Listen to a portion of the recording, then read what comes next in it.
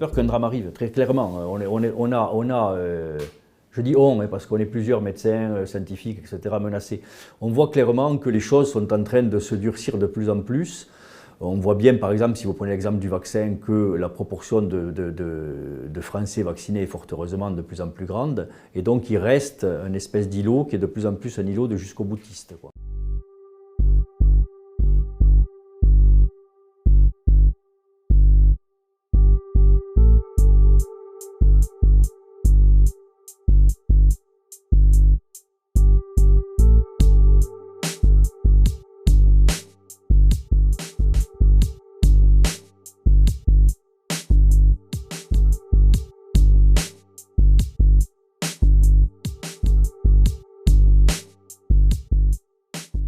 Si j'en veux à quelqu'un, c'est très paradoxal ma position, parce que j'en veux pas aux gens qui me menacent directement, j'en veux aux gens qui les désinforment, j'en veux aux gens qui les manipulent, j'en veux aux gens qui protègent d'eux, qui profitent d'eux, qui leur mettent des mauvaises idées dans la tête, notamment autour de ce virus, autour de cette crise, et qui ciblent des soignants.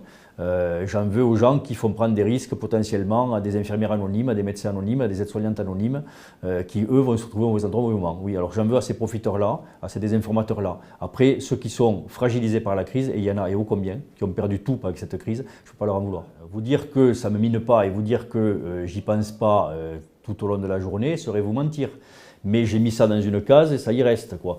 Je sais en faire abstraction un petit peu de la chose tout en gardant à l'esprit une menace possible à chaque instant. C'est-à-dire que ça modifie votre activité ou ça modifie votre façon de vivre parce que vous n'êtes pas tout à fait tranquille et ça continuellement. Très franchement, je n'ai pas envie de laisser libre cours à ces gens-là. Je vais pas, c'est pas dans mes habitudes de chercher à perdre un combat, quoi.